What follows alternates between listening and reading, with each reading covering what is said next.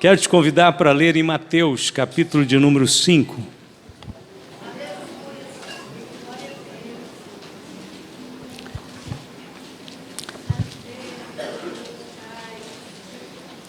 Mateus, capítulo de número 5, versos 25 e 26.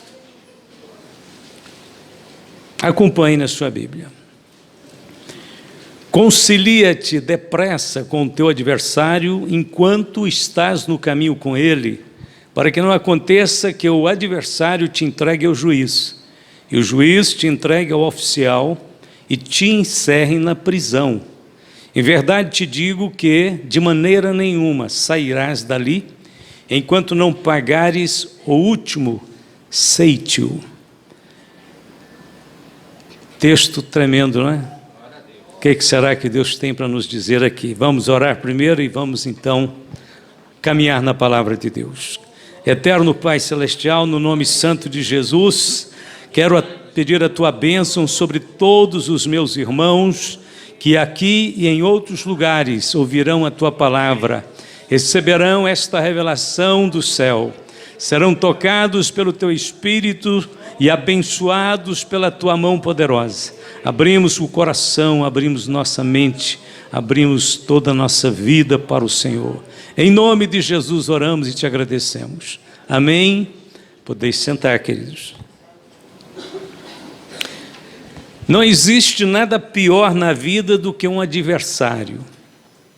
Adversário é aquele que contende, aquele que se opõe, aquele que persegue.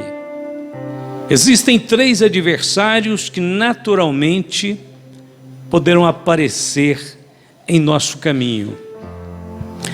O primeiro adversário é o diabo, Satanás. Pedro disse: sede sóbrios, vigiai, porque o diabo, vosso adversário. O diabo é um adversário irreconciliável. Sua natureza perversa se corrompeu permanentemente. Então, com ele, não temos qualquer acordo. Ele sempre será o nosso adversário e a sua índole maligna o levará à destruição. A Bíblia diz: e o diabo que os enganava foi lançado no lago de fogo e enxofre, onde está besta o falso profeta, e de dia e de noite serão atormentados para todo sempre. Apocalipse 20, verso 10. Esse adversário, já temos o seu fim predito, a sua sentença estabelecida. Por enquanto ele ainda causa males, causa danos, causa dores, destruições, mas a Bíblia diz que, submetendo-se a Deus, ele não poderá fazer absolutamente nada contra você. Resistir ao diabo, sujeitai-vos a Deus, e ele fugirá de vós. O segundo possível adversário que aparece no caminho é o próprio ser humano. Com respeito aos seres humanos, a Bíblia recomenda o seguinte para os servos de Deus, para o povo de Deus: a ninguém torneis mal por mal, procurai as coisas honestas perante todos os homens. Se possível, quanto estiver em vós, tende paz com todos os homens. Romanos 12, 17 e 18. Segundo então a palavra de Deus, os seres humanos podem se tornar adversários um do outro, mas a Bíblia recomenda aos filhos de Deus que se esforcem, façam tudo para ter paz com todo mundo. Devemos viver bem com todas as pessoas. É verdade que algumas vão aparecer difíceis, incorrigíveis, teimosas, mas você, como um filho de Deus, tem a sabedoria de Deus, saberá no momento oportuno, certo, desviar de qualquer contenda, de qualquer polêmica.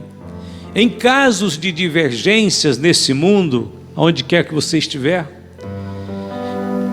é melhor optar pela humildade, pela humilhação, do que pela confrontação. É melhor buscar a conciliação, a paz, ainda que ela exija que você tenha que abaixar a cabeça. Vale a pena. A Bíblia diz que bem-aventurados pacificadores, porque deles, ou aliás, porque eles serão chamados filhos de Deus. Façam uma opção pela paz. Pague o preço que for preciso pela paz. Persiga a paz. Tende paz com todos. Agora você vai surpreender com o terceiro personagem, que pode se tornar um adversário. Pode ser surpreendente para você, mas Deus pode se tornar em um adversário. Deus é um ser absolutamente bom, mas devido à sua natureza santa, reta e justa, Ele oporá a tudo o que é contrário à verdade, à justiça, à retidão. Ele se oporá a tudo que é impuro, tudo que é distorcido moralmente. Então, por conta desta natureza íntegra de Deus, num equilíbrio perfeito entre a bondade e a justiça, entre o amor e a santidade, nós temos que lembrar que o pecado, que faz parte da experiência humana, tristemente faz parte, o pecado nos tornou injustos e, consequentemente, o pecado nos afastou de Deus. Quando insistimos em permanecer, em praticar o pecado, Deus se torna adversário. Ele é bom, mas Ele não pode concordar com aquilo que é impuro, pecaminoso. A pergunta é esta: quando é que Deus se torna então nosso adversário? Eu vou nomear algumas coisas que a Bíblia diz diretamente sobre isso.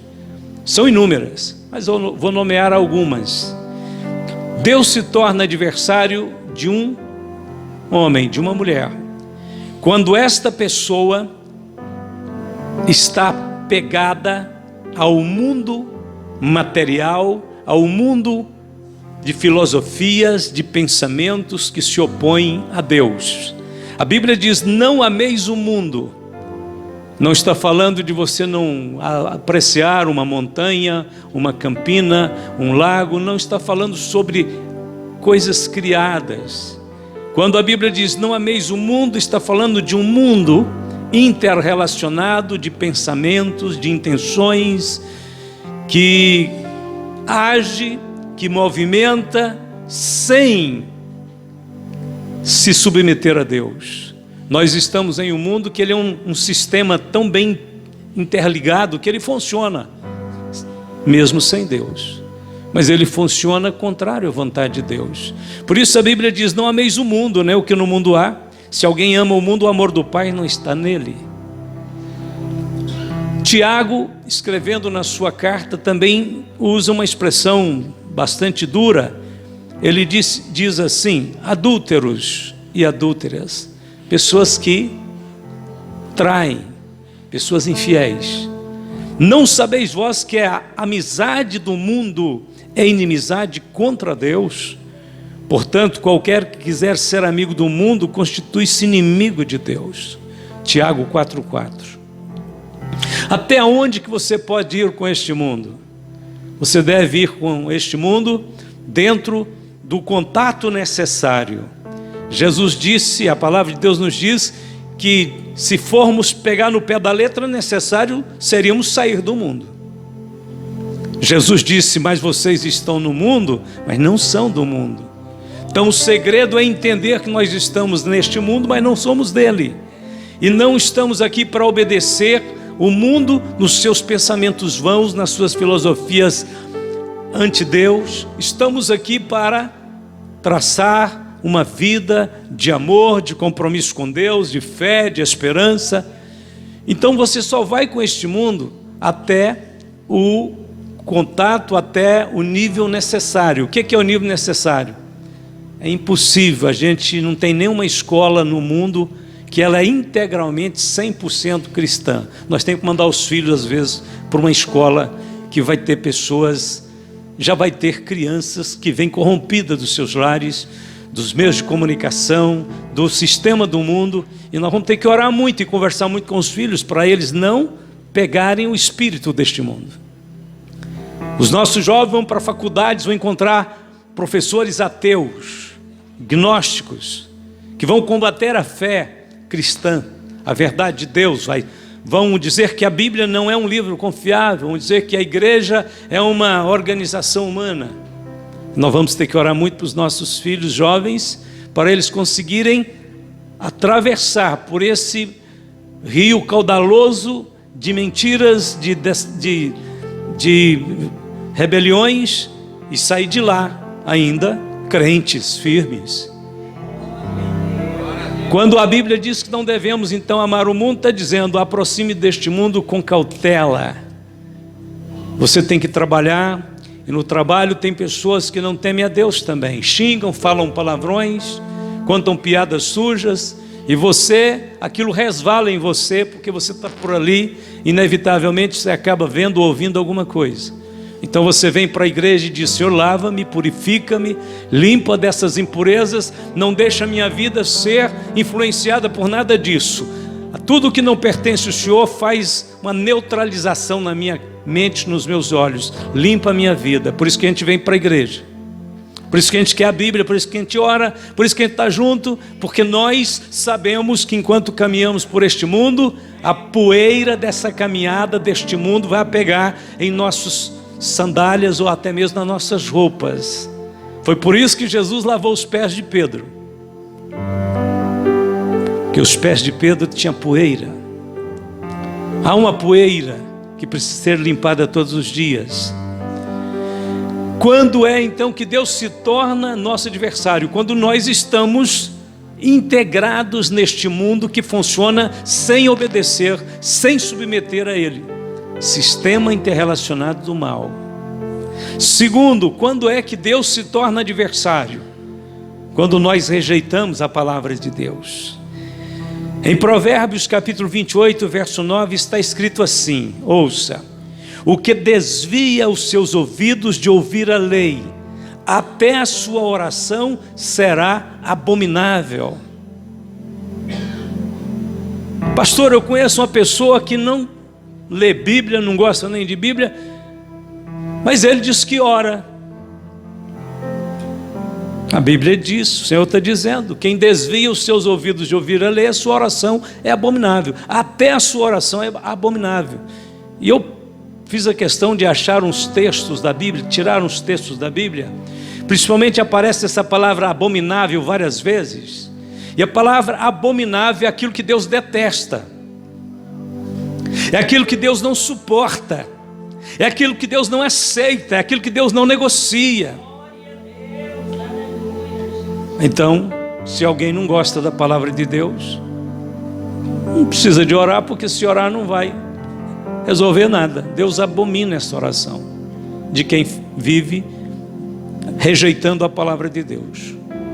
O mundo que nós estamos vivendo tem feito tudo para evitar a palavra de Deus, para evitar o nome de Deus, para evitar dar a Deus a honra, a glória de alguma coisa. Estão fugindo, esguiando-se. Ontem, anteontem, não sei, eu liguei a televisão, estava um programa ali, e eles estavam cantando uma música, acho que ela é bem antiga, mas Deus me deixa eu ver isso rapidinho para ver como é que está a situação do mundo. É o termômetro.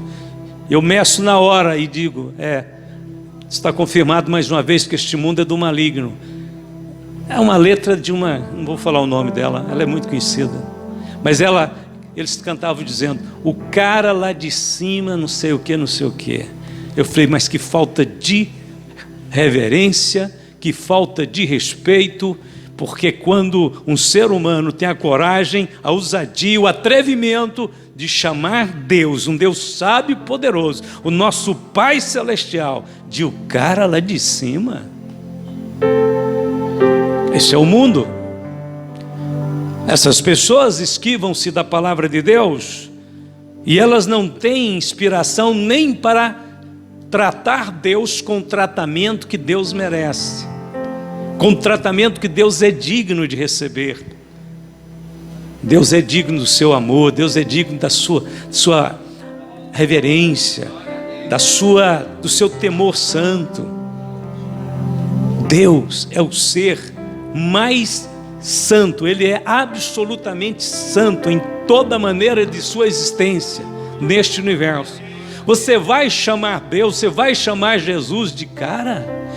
Você vai chamar, nem de você eu não tenho coragem de chamar. A Bíblia diz que Ele é o Senhor.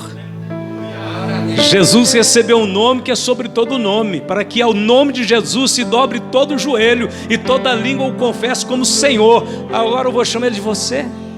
Ele é Senhor. Você é um tratamento humano, de homens falíveis de um para o outro. Mas a criatura não fala com o Criador dessa forma. Quando é que Deus se torna adversário de alguém? Quando esta pessoa permite que a altivez penetre no seu coração. Provérbios também 16:5 diz: abominação é para o Senhor todo altivo de coração, ainda que ele ajunte mão a mão, não ficará impune. É muita gente unindo mão a mão. Está muito bonito na fita, está muito bonito na foto, mas está horrível diante de Deus. Por quê? Porque aquilo é apenas encenação. Deus está procurando, buscando humildade de coração. Tem gente que sabe muito bem fazer a pose, mas o seu coração é altivo. Ele não tem capacidade de humilhar, de perder, de desejar o melhor para o outro, de permitir uma perda para ele, para que o outro ganhe. Ele é altivo. Altivez de coração. Deus abomina isto. Deus detesta isto. Irmãos, Deus está se contendo. Deus está se contendo até agora. Porém, o seu furor está prestes a se manifestar. A Bíblia diz que Ele abomina a arrogância dos atrevidos, e os atrevidos arrogantes multiplicam sobre a face da terra. Contra o seu próximo, contra a Deus, contra tudo que diz que é santo, tudo que diz que é verdadeiro. A Bíblia diz: eis que o dia do Senhor vem, horrendo, com furor e ira ardente, para pôr a terra em assolação e destruir os pecadores dela.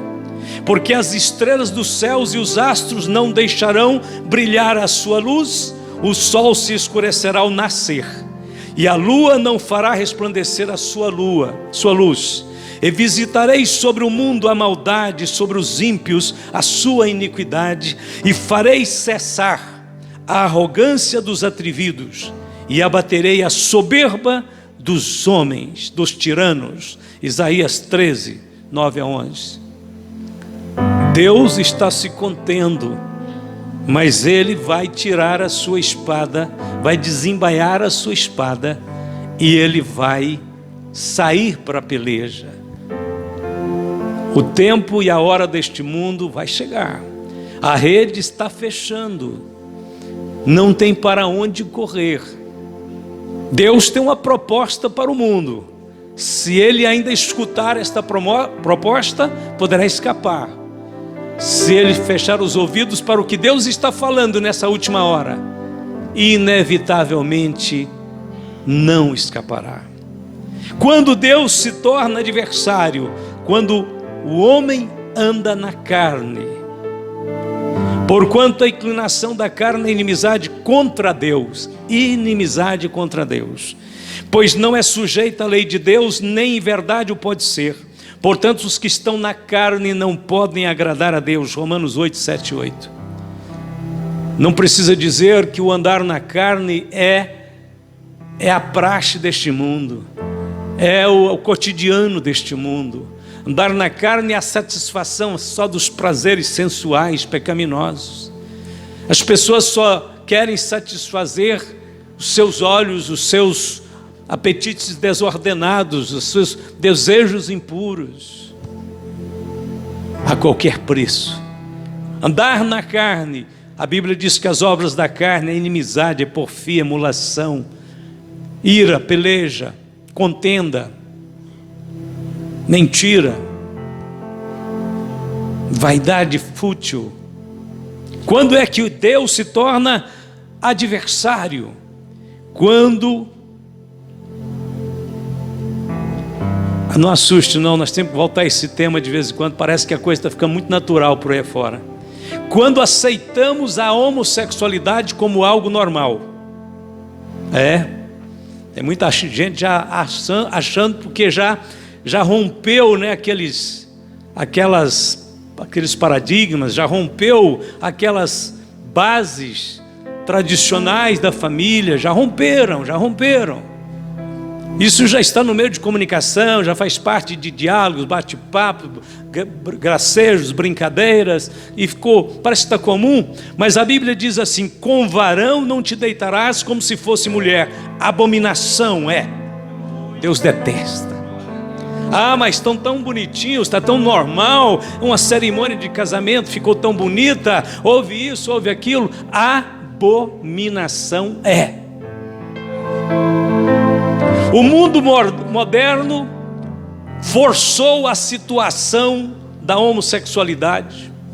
As autoridades se envolveram, se enlaçaram em torno disto e aprovaram por leis humanas este comportamento. Milhares de famílias se acham acomodadas com esta situação, deixando tudo na conta de uma nova moralidade, mas é preciso lembrar que Deus não estava enganado quando disse: deixará o homem o seu pai e sua mãe e se unirá à sua mulher, e ambos serão uma só carne. Não mudou. Mas aqui pode, aqui é legal. Muito bem, aqui é legal, mas o justo juiz está dizendo: abominação é. Os pequenos juízes vão ter que se calar e vão ter também que responder pelo que eles assinaram, pelo que eles regulamentaram, pelo que eles deram apoio. Eles também vão ter que responder. Pode ficar tranquilo. Nós estamos todos numa mesma estrada. Não tem tangente, não tem como sair. É um corredor. A humanidade inteira tem que seguir. Lá na frente vai ser colocado um grande trono branco. A Bíblia diz que desse trono branco vai fugir a terra, e os milhares de pessoas que já viveram neste mundo vão se achar no espaço, porque a terra vai fugir dos pés dele. Eles vão ficar parados no espaço e só vão enxergar um trono, o trono branco, e o justo juiz vai começar o seu julgamento. Desse julgamento ninguém vai escapar. E aí? Ignoraram a Bíblia? Disseram que era certo o que Deus disse que era errado? Sim, naquele dia, o que é certo será certo, o que é errado será errado, não segundo a ótica mais de um homem, de uma sociedade, de uma modernidade, de uma alteração de costumes. Será verdade aos olhos daquele que sabe, faz e pode todas as coisas, é justo, verdadeiro, santo, imutável e nunca mudará. Pelo que também Deus os entregou às concupiscências do seu coração, a imundícia, para desonrarem o seu corpo entre si, pois mudaram a verdade de Deus em mentira e honraram e serviram mais a criatura do que o Criador, que é bendito eternamente. Amém. Romanos capítulo 1. Pelo que Deus os abandonou às paixões infames, porque até as suas mulheres mudaram o uso natural, ao contrário à natureza. Romanos 1, 24, 26. Homens e mulheres terão que prestar contas do que fizeram com seus corpos. A vida é minha, eu faço dela o que eu quiser, porém a vida na realidade nunca foi sua. A vida provém de Deus. é um dom de Deus. Deus prestará conta do que fizemos com a nossa vida, com os nossos olhos, com as nossas mãos, com os nossos pés. Tudo quanto Deus nos habilitou ser, será levado a julgamento um dia. Naquele dia, Deus não terá o culpado por inocente. Somente nesses versículos de Romanos que eu li, somente nesses versículos, a prática homossexual é chamada de, olha, são 2 versículos apenas, chamado de concupiscência, imundícia, desonra, paixão infame, contrário à natureza. Quando Deus se torna nosso adversário, é quase um complemento deste ponto, mas é quando nós não distinguimos a diferença que existe na sexualidade humana. Nós não distinguimos. Nós acreditamos que há uma mistura e ela é normal. Olha o que a Bíblia diz. Ele, porém, respondendo, disse-lhes: não tendes lido que no princípio o Criador os fez macho e fêmea? Não existe a terceira via. Deus criou macho e fêmea. E depois Deus diz lá em Deuteronômio 22:5, tanto que Deus está criteriosamente explicando para os homens que Ele faz distinção. Ele cria e diz: esta aqui é uma menina. Ele cria e diz: isso aqui é um menino. Isso aqui é uma mulher. Isso aqui é um homem. E não tem mais nenhuma outra alternativa. Tudo que fugir a esses 2 modelos são desvios. São desvios.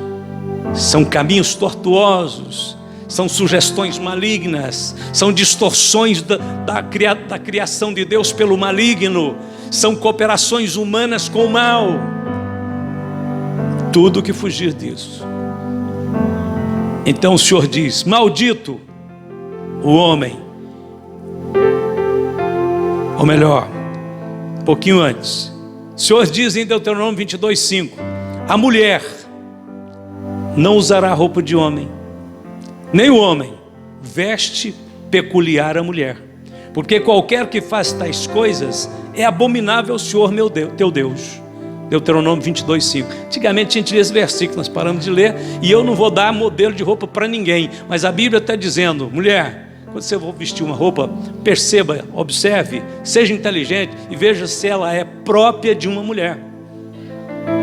Homem, quando for usar uma roupa, certifique de que a roupa é própria realmente para homem, e não é uma roupa talvez própria para mulher. Ou seja, Deus é tão criterioso que Ele deu a natureza, macho e fêmea, e depois diz: até as roupas vão se identificar se você é homem ou mulher. Não existe esse negócio de roupa unissex perante Deus, não. Perante Deus é macho e fêmea, homem ou mulher. E quando nasce uma criança, desde criancinha nós ensinamos ela qual é a vocação dela. Se é uma menininha, minha filha, você é uma princesa linda de Jesus. Se é uma menina de Deus, nasceu um menino, você é um homem, um rapaz, um menino, macho de Deus. Nós ensinamos a vocação, porque o diabo, ele é artista, ele é técnico em fazer confusão na mente do homem.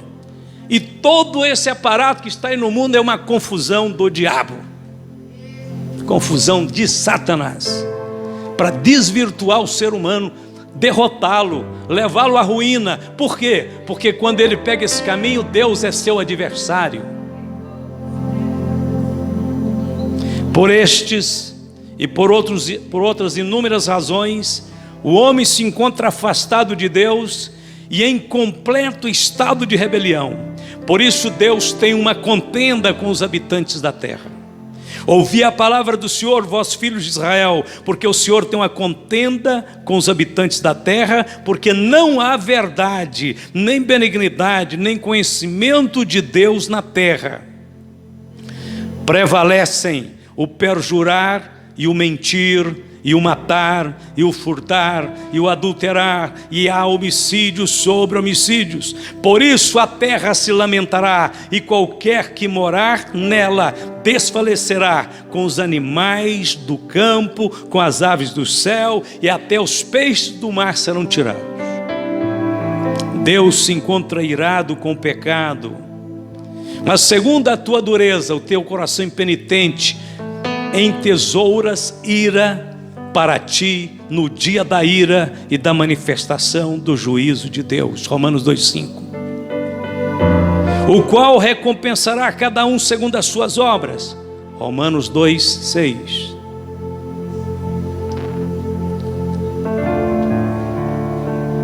Pensando em todas essas obras infrutuosas das trevas, do homem corrupto, pecador, nós podemos dizer que muito mais da metade do mundo tem um adversário chamado Deus. Talvez seja por isso que eles tentam fazer um Deus paralelo. Talvez seja por isso que eles tentam evitar Deus. Talvez seja por isso que eles não querem vir para Deus. Porque Deus é adversário deles. Mas Deus é sumamente misericordioso, e Ele aponta um caminho de conciliação. Jesus disse: concilia-te com teu adversário. Concilia-te enquanto estás no caminho com Ele. Qual é o tempo em que nós podemos conciliar com Deus? Ao invés de adversário, torná-lo nosso amigo. Enquanto estamos no caminho, o caminho é a vida. O caminho é o tempo da existência humana aqui sobre a terra. Porque morrendo o homem, ele sela o destino eterno dele. Então, enquanto estamos aqui, há esperança de conversão, de mudança, de perdão, de misericórdia. Como acontece essa conciliação? Paulo chama de reconciliação, porque Paulo está pensando no primeiro estado do homem no jardim do Éden, e depois no segundo estado do homem sendo trazido de volta para Deus. Como isso acontece? O caminho da reconciliação passa fundamentalmente, obrigatoriamente pela cruz. Logo, muito mais agora, sendo justificado pelo seu sangue, seremos por ele salvos da ira. Porque se nós, sendo inimigos, fomos reconciliados com Deus pela morte de seu Filho, muito mais, estando já reconciliados, seremos salvos pela sua vida. Romanos 5, 9 e 10. Homens e mulheres deste mundo, olhem para a cruz. Olhem para o Calvário. Jesus Cristo foi levantado entre os céus e a terra. Ele morreu por todos nós na cruz. A sua salvação é abrangente, é completa, é perfeita. Ninguém, nenhum ser humano poderia alimentar esperança de morar um dia no céu pelos seus próprios esforços, porque todos os nossos caminhos, as nossas obras eram fracas, pobres, pecaminosas. Então o Senhor veio a este mundo para ser o Cordeiro de Deus que tira o pecado, aquele que limpa, aquele que lava, aquele que faz uma obra profunda em nosso coração, nos libertando dos laços em que estávamos presos. O diabo tinha amarrado a nossa vontade, e você não sabia que rumo tomar, mas veio Jesus, e como uma luz brilhante, claríssima, iluminou a sua mente. A Bíblia diz que vindo Jesus nos deu um entendimento para conhecermos o que é verdadeiro, e no que é verdadeiro estamos, e é nele, no Filho de Deus, que nós estamos, o verdadeiro Deus e a vida eterna. O caminho da reconciliação passa pela cruz. É na cruz que você coloca o seu fardo, suas dúvidas, seus medos, temores, aflições. Você coloca ali aos pés de Jesus a sua miséria, seus trapos. Você está carregando isso faz tempo, fardo pesado. Sua alma está cansada, sua mente está confusa, você está com medo do que vem pela frente.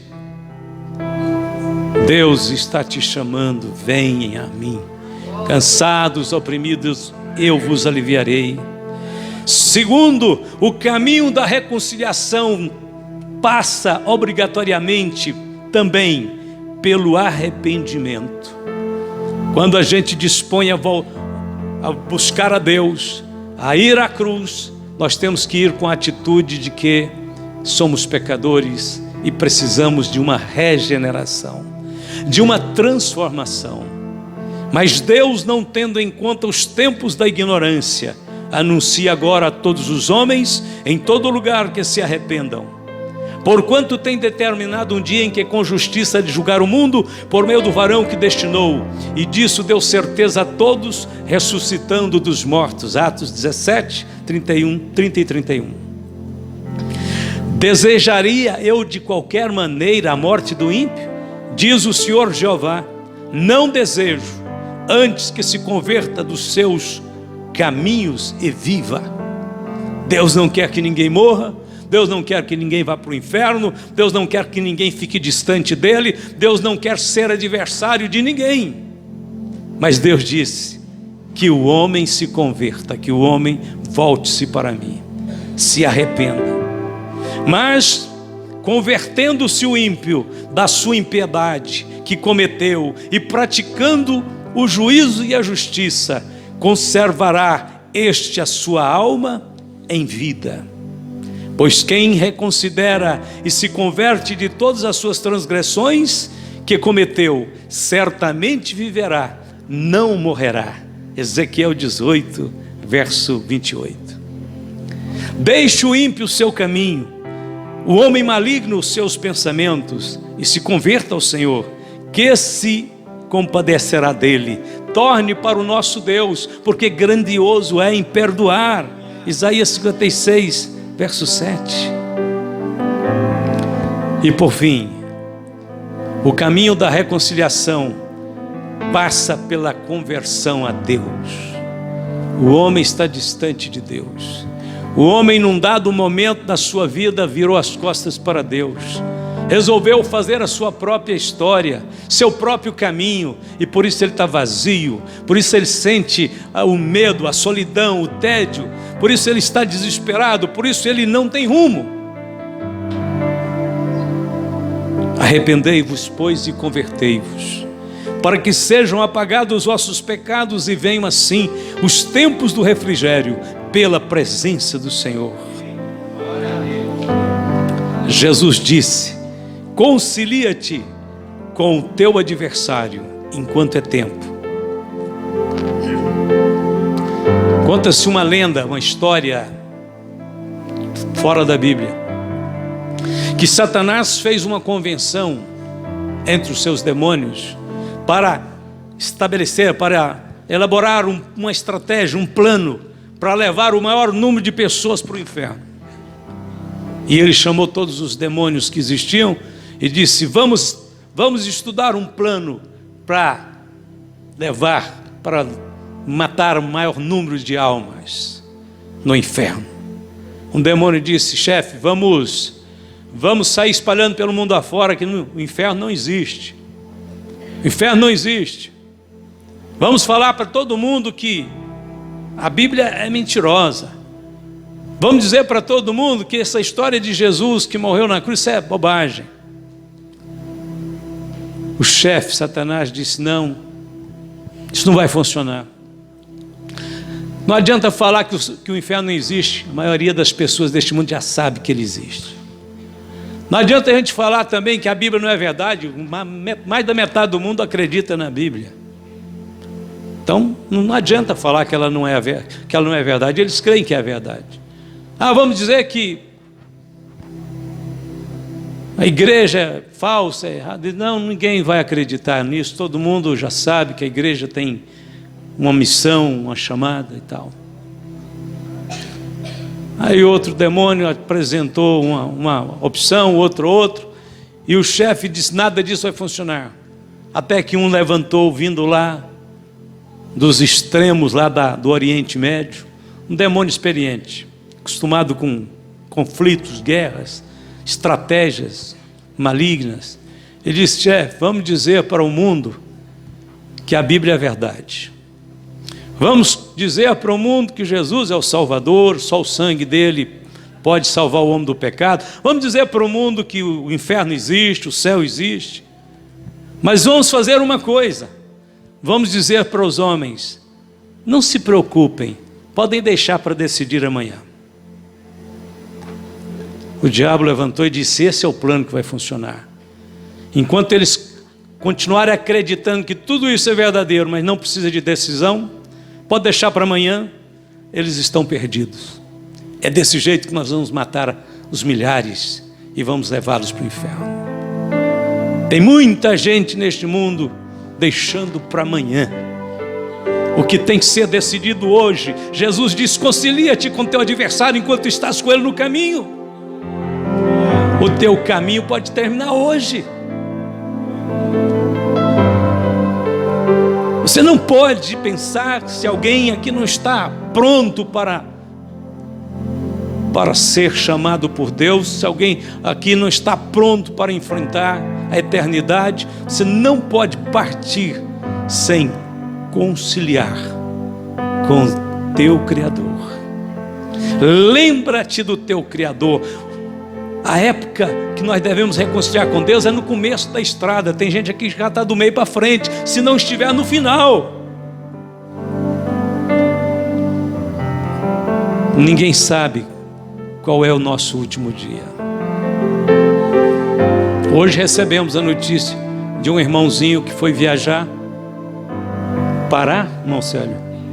Pará. Foi lá passear, ver os familiares lá, foi recolhido. Partiu já. O corpo dele volta, mas ele já foi para o céu. Concilia-te com teu adversário enquanto estás no caminho com ele, senão ele vai te meter na cadeia.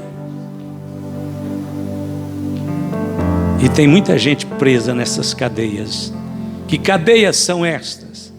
Tem gente presa na cadeia do medo, da depressão, do desespero, do vazio, da solidão, sem rumo, sem direção. Está preso porque brincou demais com o pecado, fez Deus seu adversário, perdeu o equilíbrio. Não tem remédio que cure, não tem médico que ajude, não tem clínica que sare.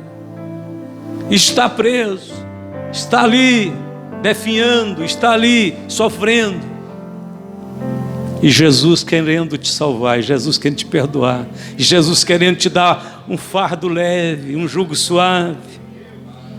Existem muita gente no fundo de uma prisão, dificilmente sairão de lá. No que depende de suas condições, nunca sairão. A dívida que temos para com Deus só pode ser paga pelo sangue de Jesus Cristo. A Bíblia proclama em alto bom som a vitória que há em Cristo. Mas agora em Cristo Jesus, vós que antes estáveis longe, já pelo sangue de Cristo chegastes perto.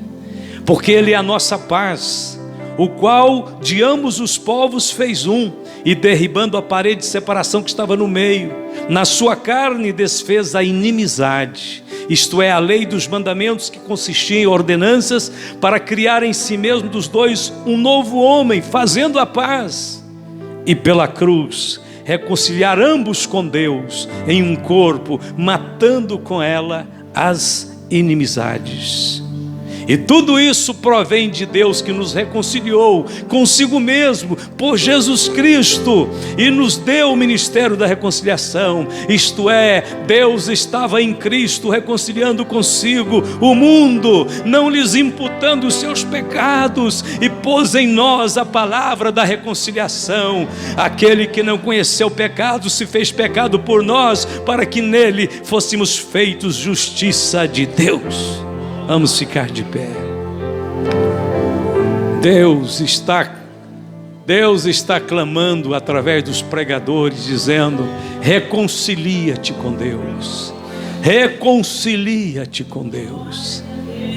Não dá para andar neste mundo, viver essa caminhada tendo Deus como adversário. Por quê? Porque é o melhor amigo, é o Pai verdadeiro, é o Senhor do universo, é o dono das nossas vidas. Não dá para caminhar, não dá para seguir essa caminhada sem ter uma amizade com o Senhor, com o nosso Deus. Jesus caminhou conosco. Jesus caminha conosco. Eu sei que a maioria já tem uma experiência com Deus, mas eu abro essa oportunidade porque é um dever que eu tenho como pregador. A Bíblia diz que Ele nos deu o ministério da reconciliação. Então esse é um momento de reconciliação. Se alguém estiver caminhando sem esta comunhão verdadeira com Deus, eu te convido a vir hoje receber o perdão e a misericórdia de Deus. Ele está clamando, dizendo: venha, venha, meus braços estão abertos, não fica longe de mim. Alguém nessa noite precisa? Se tem alguém que precisa, saia do seu lugar, vem aqui para frente para a gente orar junto. Vamos encerrar essa reunião hoje com esta celebração, a celebração do filho que volta para casa, a celebração do pai que recebe o pródigo e dá para ele uma roupa nova, uma sandália nova, um anel novo, faz uma festa e diz: meu filho estava morto e reviveu. Todos que precisarem, pode sair do seu lugar, encara a realidade de que você não pode viver indiferente à comunhão com Deus. O mais importante na sua vida é você estar certo de que você está andando com Deus. Você caminha com Deus. Sai do seu lugar. Agora nós vamos orar. O Lázaro está ali junto com a irmã, vai orar por ela. Mais algum obreiro, se vier mais irmão, vai descer. E nós vamos orar por todos. Amém? Vamos estar orando.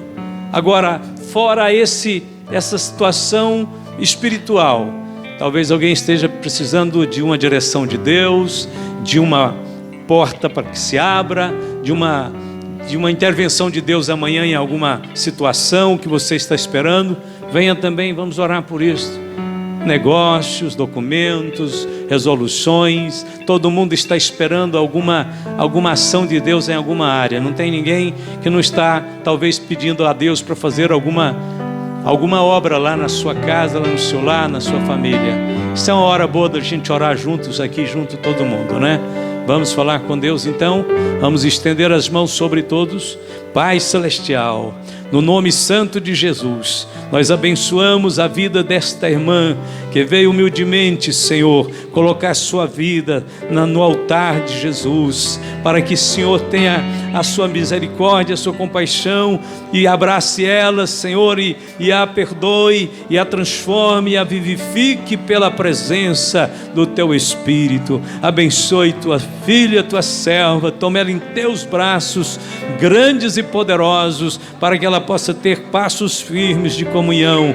Em todo o tempo ela possa estar sentindo a Tua presença. Oramos por todos que vieram em busca de uma resposta, de uma direção. Abençoe os lares, as famílias. Abençoe Teu filho no trabalho. Abençoe Tua filha nas suas atividades diárias. Ó Deus, vai liberando a Sua misericórdia, a direção do Teu Espírito, vai colocando as Tuas mãos, vai cancelando a doença, o mal, vai repreendendo agora em nome de Jesus. Faz cair por terra as obras do maligno, queima todo o mal. O Teu sangue é a nossa bandeira, a nossa vitória. Nós intercedemos pela família, pelas crianças, oramos para que todos sejam protegidos, desde, Senhor, os mais novos aos mais idosos, que na Tua casa cada um dos Teus filhos sejam supridos, abençoados e guardados pela mão do Senhor. Nós Te adoramos em Jesus Cristo, nós Te louvamos, nós Te bendizemos, Senhor. Obrigado, Senhor Deus. Louvado seja o Teu santo nome, Senhor. O nome de Jesus é grande e poderoso. Vai abençoando, vai ministrando, Senhor, a cura,